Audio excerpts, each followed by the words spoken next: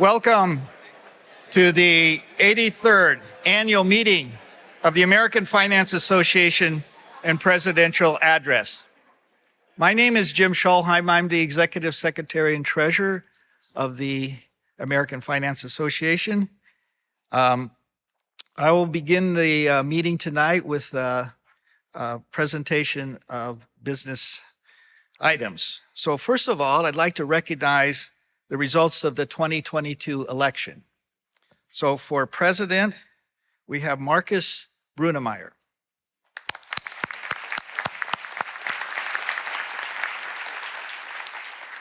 For president-elect and 2024 program chair, Monica Biasi.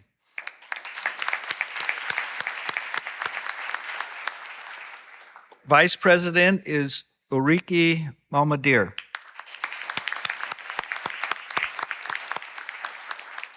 And our three new directors are Alex Edmonds, Nadia Malalenko, and Wei Zhang.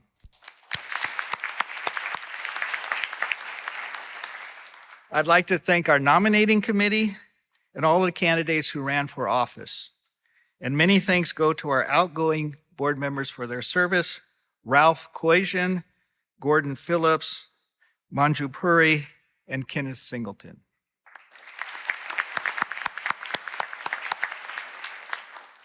So the financial position of the AFA remains very strong.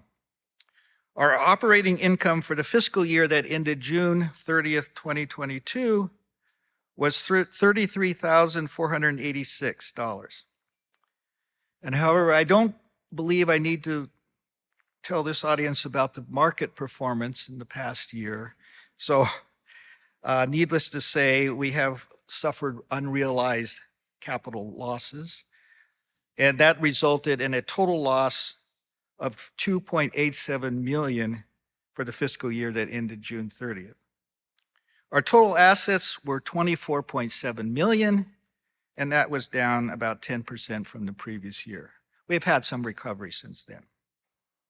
Annual membership numbers have remained virtually unchanged from last year, and so our total membership remains about 12,000. The AFA resumed the doctoral student travel grant program after a 2-year hiatus due to the virtual meetings. There are 176 awards totaling $171,000 this year. That compares to 225 awards in 2020 and 168 in 2019. 52% of the awards are for students outside of the United States, with 35 different citizenships represented. 42% of the awards were to women students, and 108 universities are represented. So all the students who have received travel awards this year, if you'd please stand so that we can recognize you for your awards.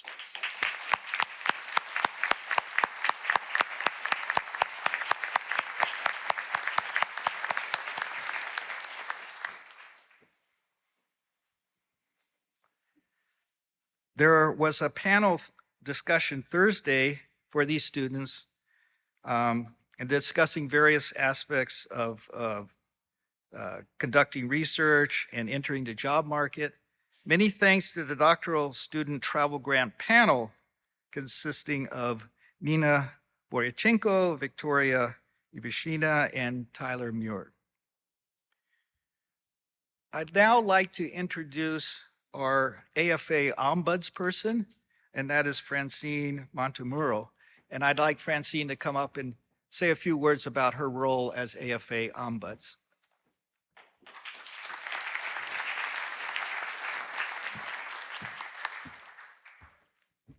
Hello, American Finance Association. I want to reintroduce the role since we've been away since I started, which was first appointed in 2019. I'd like to also invite you to look at the Ombuds website, at the AFA website, if you'd like to have any information about how to contact me. Or you can come to office hours tomorrow, which is from 9 to 11. The purpose of the Ombuds office is really twofold. Ombuds function is really twofold. One is to give you, as an AFA member, a space that is strictly confidential and off the record, to talk about any kind of concern that you have that is related to the profession, to your home institution, or about the AFA itself. And my role is to help you kind of get your head wrapped around it, to figure out what matters most to you, to maintain your agency in deciding what to do next. And also, because these problems are usually so sensitive and call for strict confidentiality, to help you maintain your professional career aspirations, your relationships, your reputation. The concerns that one hears about in an ombuds office typically are very sensitive and layered and complex. They have to do with harassment, discrimination, research misconduct, and that sort of thing. That is the main purpose of what I do. There's more on the website. The second part is that sometimes these individual cases give you a little bit of an insight into the functioning of an association or an organization or a university or something. And in those situations, as long as one is not breaching confidentiality, I can ask that those situations be looked into on a grander level without any reference to anybody or anything independent, identifiable. That's really what the office is about. And so, on that note, I would ask you to look at the website, find me there. If you don't have time to meet over the rest of the conference, I Zoom with most people anyway, and I'm around, normal business hours or not outside of normal business hours for people often who are abroad. So thank you. I promised I wouldn't take more than 2 minutes. Thank you very much.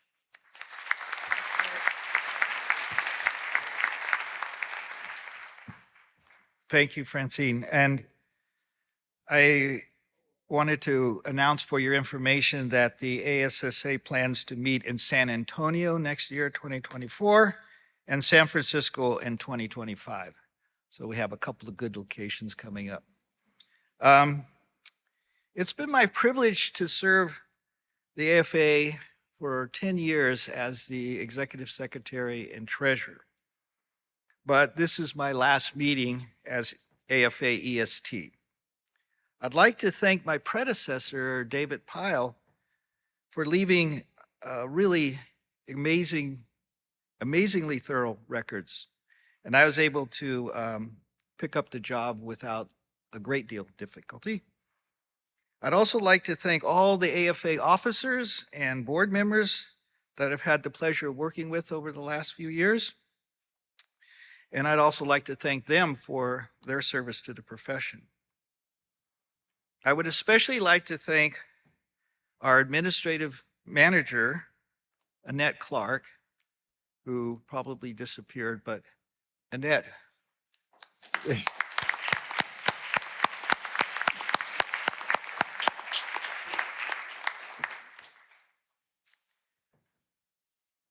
I certainly wouldn't be able to do my job without her really wonderful help. There are many challenges and opportunities for the AFA in the next few years to come, and I'm happy to acknowledge that the role of EST will be in the capable hands of Kathleen Hanley. And if Kathleen, would you please stand up?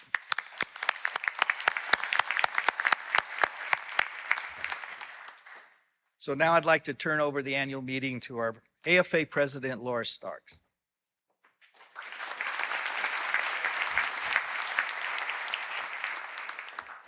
Thank you. I'm so pleased to be here. And what I would like to do now is talk about Jim and thank him for his 10 years of service to the AFA.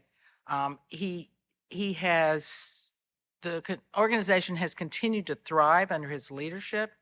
And I just want to give you a few highlights of some of the things he's done during his tenure. And I can't mention them all because we'd be here for a long time. So during his tenure, he has twice renewed the Journal of Finance publishing contract with Wiley. And having met with a Wiley representative today, I can tell you that we are so lucky to have had Jim with his knowledge and his negotiation skills on our side. And the last time he got us a really good deal. He's significantly updated the AFA technology infrastructure with the development of a new website and moving the AFA membership management system in-house. He's overseen the planning and coordination of 10 annual meetings. He's also stewarded the finances of the AFA through significant growth and supported numerous initiatives of the AFA board and the Journal of Finance editorial committees over this time, including updating policies and procedures related to AFA committees, and most recently beginning the implementation of recommendations from the AFA Governance Committee. He's been a constant presence in the organization, and he's helped guide and advise a number of AFA presidents during their term. One of his defining characteristics is his ability to work with a variety of personalities. And if you think back to who's been president over the last 10 years, over here too, you know there's some big personalities that he's had to work with. His efforts have also been critical in making sure that many new initiatives have gotten started. So the AFA is a better place because of his efforts, and it's with gratitude and appreciation that I present him this plaque.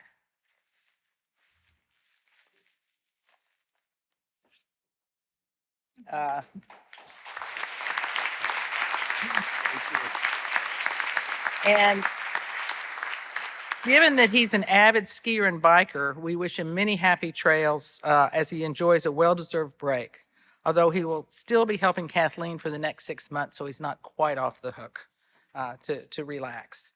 I also want to thank the many AFA committees from this year who have been doing so much. It's unbelievable. And the number of people on this list is amazing. Also, the diversity in terms of topic areas, in terms of geographic areas, in terms of types of schools, has been great. So to thank the AFA committee, we have a new budget committee, the CORD, the Committee on Racial Diversity, the Ethics Committee, the Fisher Black Prize Committee, which we'll be hearing from in a little while, the future of the AFA Committee to try to think about what the AFA should be doing with the meetings since we don't have the interviews anymore, the Investment Committee, the Governance Committee, who did a great job this year of making recommendations on how we can improve our governance, the Nominating Committee, and you've heard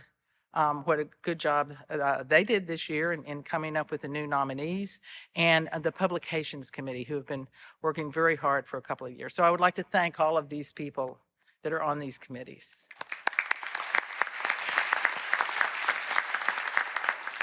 I want to thank Markus Brunnermeier for having put together a great program. And Markus, you're up next, so I'll turn it over to Markus.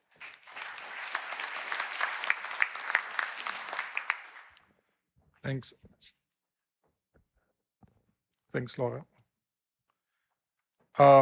So I would like to thank Laura for helping me with the program, essentially making the program selection, initially streamlining things from last year. But I would also like to thank everybody who was presenting, discussing, and chairing sessions this year. I think this wouldn't have been possible without all of you. So we had just some statistics I would like to give you. So one is we had about 71 sessions in this year. We had some special paper sessions and 3 panel sessions, one on inflation, one on data monopolies, and the one just before on great ideas, how to generate great ideas. We had the AFA lecture this morning on international finance with Oleg Itskotsky. And so we had a lot of interesting things going on. Overall, we had 241 papers presented, and we had a paper submission of 1909, which is a new record. So it went up from 1868 to 1909. And the acceptance rate, because the number of papers went up, the acceptance rate went down to 11.5%. It was previously 12.2% or 13%, so it went down slightly. So that's a brief summary of the program, and I'm very grateful for all the help I received, especially for the chairs of the sessions who put these sessions together, and also particularly for Annette Clark, who was really shepherding me through in this process. The second thing I would like to thank is about the PhD student poster session. Again, this was spearheaded by Monica Piazzisi, who couldn't be here today. But I would like to thank all the people engaged in selecting the posters, as Ricardo Del Lao, Enran Hoffmann, Pavel Krivenko, Moritz Lennel, Schoar Myers, Alessandra Pita, Alonso Villacorta, who really made this thing happening. So we had, in the poster session, we had 87 papers presented in the poster session, and we had a submission of papers of 365. So the acceptance rate was 24%, and it also went down. It was previously 41%, 38% in the previous years, because more people submitted papers for the poster session. So thanks a lot for all the people who are presenting the poster session. I think you can still going outside and talk to the students, get the poster session going. So that's for me for now, and thanks again for coming and making this meeting a success.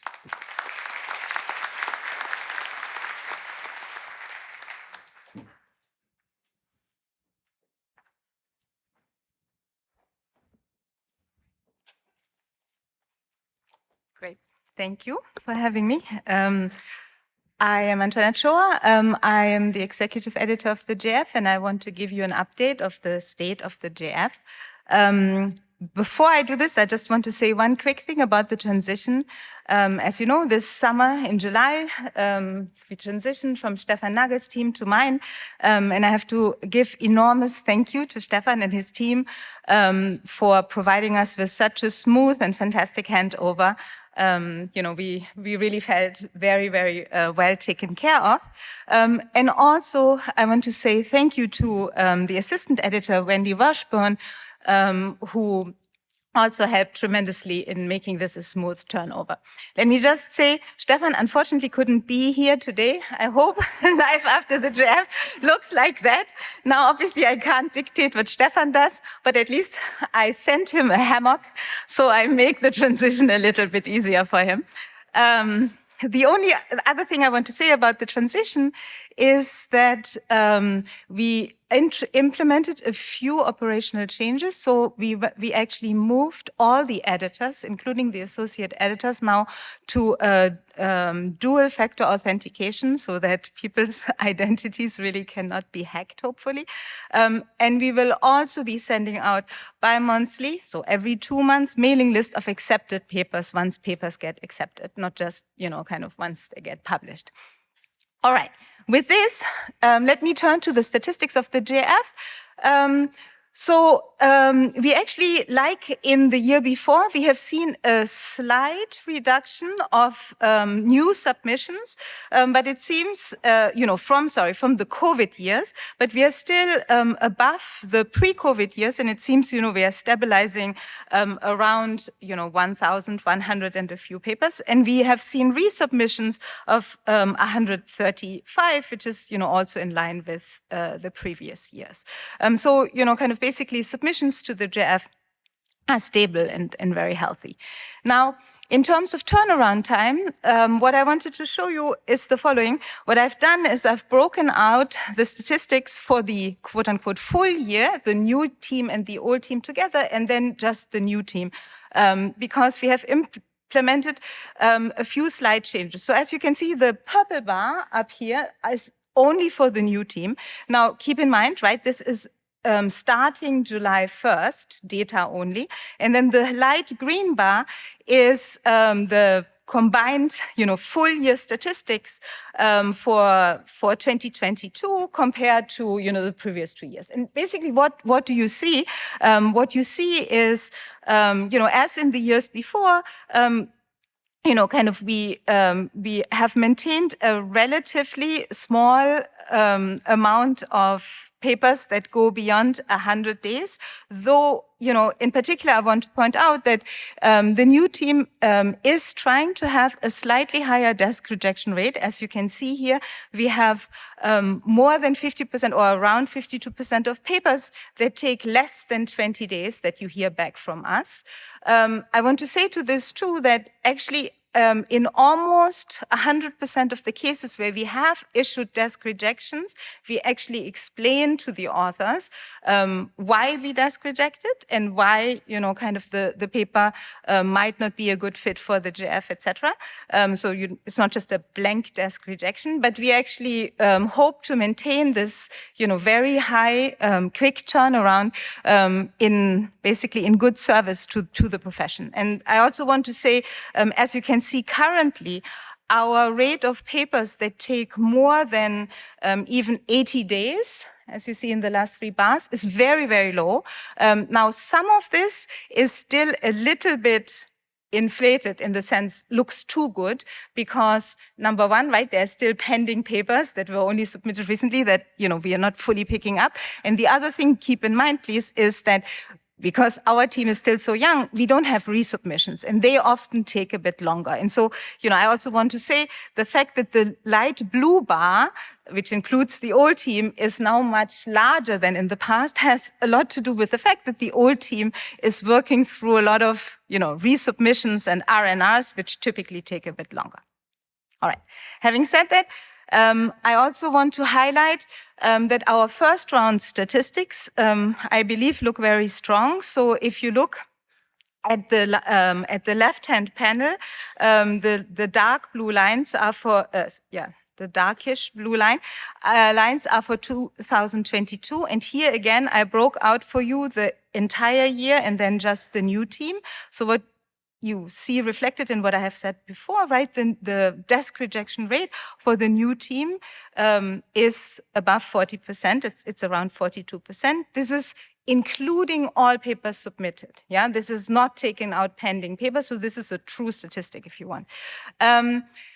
Now, for the probability of first round R&R, which Stefan has showed in the past as well, and I think is a very good reflection of maybe the efficiency of the process. What you see is that our probability of first round R&R for the year as a whole, so this is the third bar from the right, called 2022, right, is around 10.5%.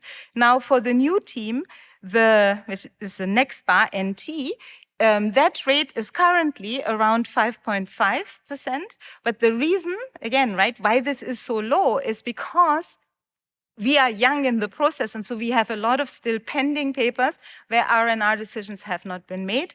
If you look at the statistic, the last bar, which is basically first round R&Rs conditional on not being desk rejected, our rate is currently around 11.5%. So this is, I think, quite healthy and hopefully, kind of encouraging. Okay, finally, let me also say number of rounds for accepted papers. So this is an important statistic to show you, how papers move through the process. Now, again, right, these are all stats based on the old team because the new team has not had any revised papers coming back that are accepted. But what you see here is on the left-hand panel for 2022, in line with 2021, that rate of acceptance after one revision is slightly above 60%. And papers accepted after at most 2 revisions are at 98%, right? So this is actually very few papers take longer than 2 rounds. So this is kudos to the old team, right? This is not us yet. Good. So with this, I want to finish by showing you some comparative stats with other finance journals, in particular the JFE and the RFS. Here, what do you see is the JF has been pretty stable in the number of papers that are being published, total number of papers that are being published in the JF. The RFS went up over the prior decade, but in the last 4 or 5 years has actually also stabilized. The JFE, you can see in the last 2 years had a higher number of papers published. Now, I should say two things I want to say to this. One is that we have a lot of papers at the JF, actually backlog from prior years, or at least, a couple of prior years that are hopefully now coming out soon and that are going through the editing process, right? They are accepted. So actually going forward, our numbers should also actually look much higher. All right. Finally, if we look at impact, so here I want to show you 3 types of stats. The first one is total citations in 2021. So this is papers, kind of cited in the JF compared to the top 5 econ and finance journals. So what you see here is, the AER is the one journal that is above the JF, and then, as in previous years, the JF is number 2, and then the JFE, Econometrica, and the QJE follow. This is total number of citations.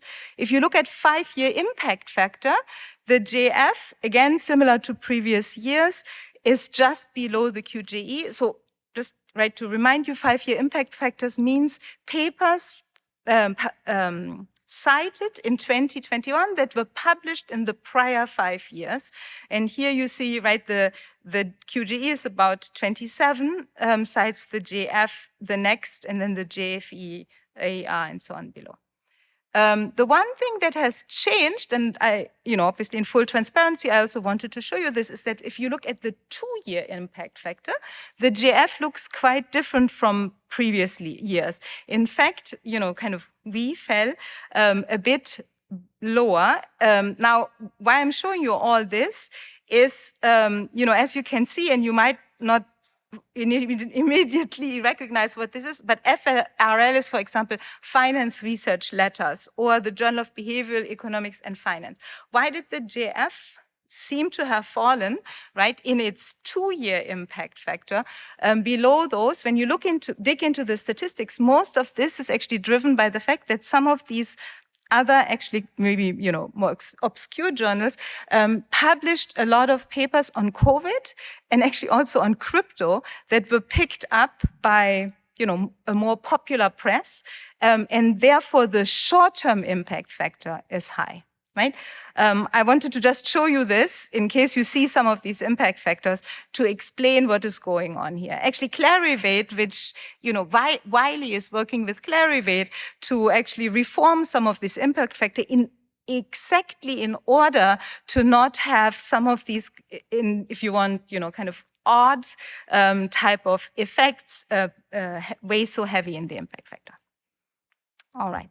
So, this is basically what I wanted to say about the state of the JF for now. And obviously, I am very grateful to work with everyone in this room and beyond. We've been really very grateful and impressed by how thoughtful and conscientious the referees are working, for the amazing hardworking associate editors that are helping us in the process. And of course, I want to also give a big thanks to my co-editors, which is Urban German, Leonid Kogan, John Llewellyn, and Thomas Philippon, some of them who are here. With this, let me turn to the maybe even more exciting part of this presentation, which is that I have the honor to present the best paper prizes for this year. As you know, we have 2 prizes, the Brettel Prize and the DFA Prize. Let me first remind you about the procedure, how the selection works. The way these papers are selected is that the associate editors vote and nominate their top 3 rank-ordered papers from the issues of the JF from December 2021 to October 2022. And the AEs actually can self-select if they want to vote on only one of the prizes or both. And then the editors among the highest ranked papers make the final selection, given that sometimes there's pretty much a tie among some of the papers. Yeah, so this is the process. Let me then turn first to the Brettel Group Prize. And for this, I would like to invite Shastri Sandy and Leonid Kogan, my co-editor, to come up to hand out the prizes. And I have been told that I have letters for everyone, not checks, but ways how you can get checks. So we will do it this way. Without further ado, let me then say the distinguished paper, the first distinguished paper for the Brettel Group Prize for 2022 is by Asaf Bernstein from the University of Colorado. The paper is Negative Home Equity and Household Labor Supply.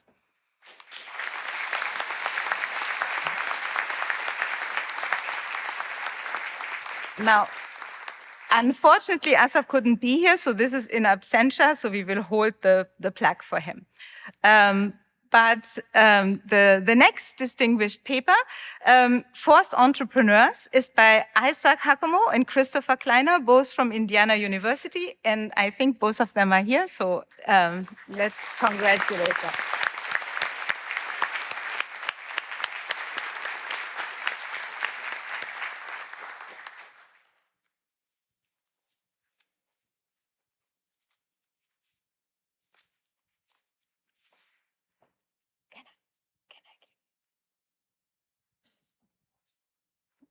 Yeah, money is always welcome. Great. And so with this, let me turn to the first prize paper of the Brettel Group Prize. And here, the honor goes to Predictably Unequal, the Effects of Machine Learning on Credit Markets. This is by Andreas Pfister, Paul Goldsmith-Pinkham, Tarunara Bandorai, and Ansgar Wolter. And I think Andreas might be in the audience. Andreas?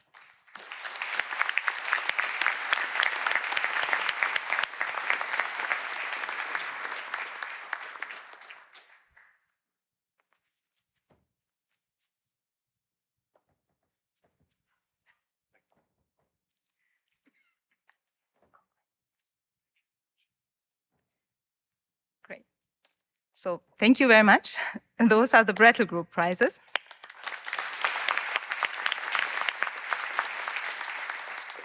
Now, for the DFA prize, I would like to ask Jacopo Rodriguez to join us, please. So this is now Dimension Fund Advisor Prizes for 2022. The first distinguished paper is Factor Momentum and the Momentum Factor, Sina Ehsani and Yohani Linmeh. And I think Sina is in the audience. Congratulations.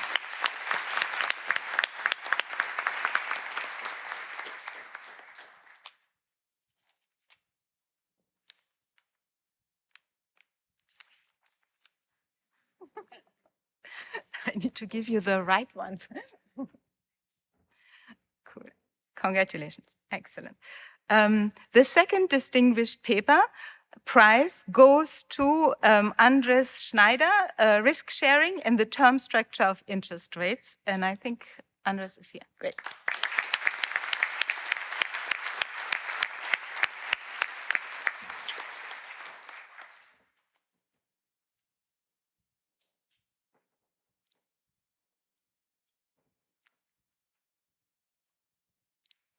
Awesome. Great. And so finally, and not last but not least, the first prize paper for the DFA prize goes to Do Intermediaries Matter for Aggregate Asset Prices, Valentin Haddad and Tyler Moore from UCLA.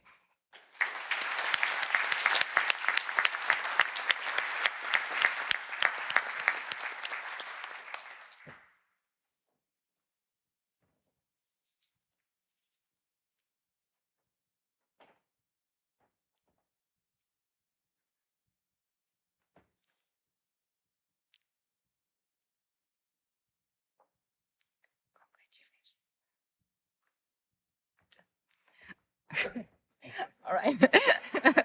Now we can do it this way. Great. So this concludes the prize awards, but I want to congratulate again to all our winners and also thank our donors, the Brettel Group and Dimension Fund Advisors for their support and obviously also their financial support. Thank you very much.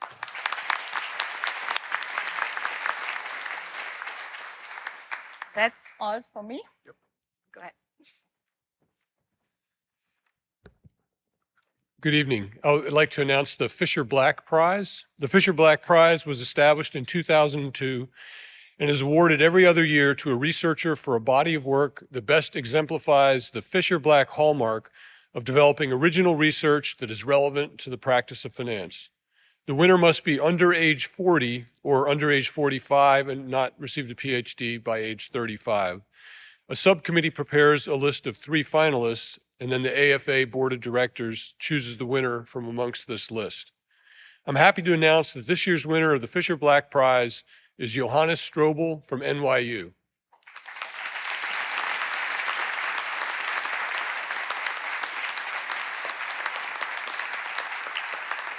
Johannes's research has made important contributions in the broad area of household finance. His research spans a broad set of household financial decisions, in particular credit card borrowing and lending, housing, the role of social networks in forming household beliefs, and belief formation for household investment decisions. Johannes has also conducted asset pricing research that focuses on estimating long-run discount rates and climate finance. Congratulations, Johannes.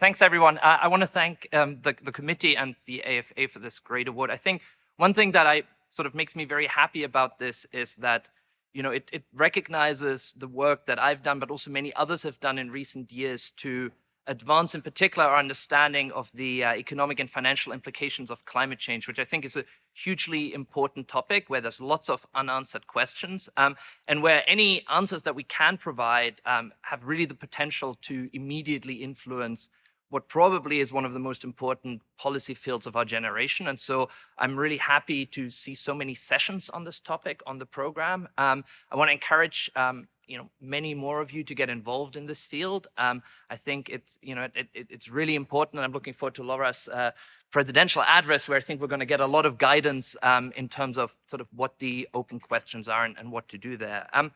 I also just want to thank my co-authors and my colleagues at NYU. People generally say that research is not an individual endeavor. It's a team sport, a team exercise, and I think that's generally true. But it's particularly true, I think, in my case. In many ways, I've not written a single co-authored paper since my job market paper. I'm glad I don't have to, and the number of co-authors per paper goes up every year. And so it's really fantastic to work with so many of you in the room, learn from you every day. It's really a great pleasure. Having so many co-authors means I can't really mention any of one individually, because it would take us into dinner. But it's really fantastic to sort of have this communal enterprise working on these topics together. And again, I'm looking really forward to Laura's presidential address. So thank you very much.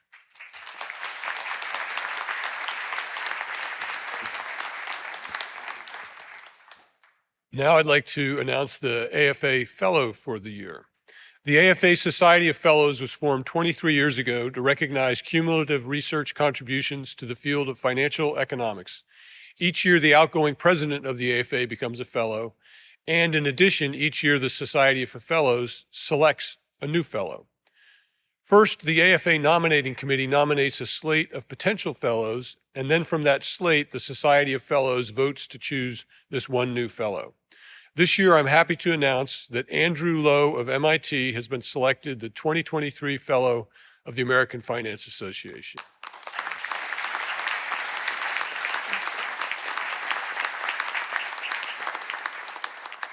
Andy is widely recognized for his contributions to several areas of economics. In the area of financial econometrics, Andy has published numerous articles and also co-authored The Econometrics of Financial Markets, a textbook that has educated generations of finance professionals, including, I'd guess, many of us in this room. Andy's research has also played an important role in portfolio management, hedge funds, and the predictability of returns. As a well-known example, the paper Stock Market Prices Do Not Follow Random Walks, Evidence from a Simple Specification Test, is a perfect example of an Andrew Lo paper, high technical sophistication and also high practical relevance. Andy's breadth is remarkable. He's also published in medicine, including in the Journal of Cognitive Neuroscience and in Biostatistics, and he has a health finance textbook. Please join me in congratulating Andrew Lo for being selected AFA Fellow.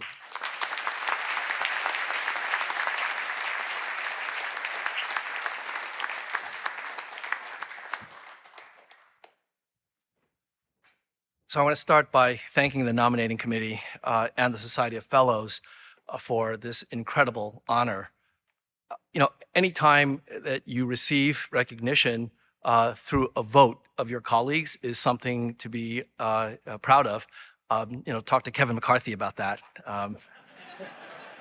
But hopefully it didn't take 15 times. But I'm particularly proud and humbled by this achievement because of the composition of the Society of Fellows. It includes not just the most current generation of thought leaders in finance, but it also includes the pioneers that really established the field of modern finance. People that have written papers that all of us have read in graduate school and that have mentored us, through their work. And I have to say that I've never expected to be part of the same organization that they're in, and so it's both exciting and incredibly intimidating. I know that this award is supposed to be for achievements that one has accumulated over a career, but I have to tell you that imposter syndrome aside, I'm going to be having to work a lot harder now to live up to the high expectations from this honor. So thank you very much.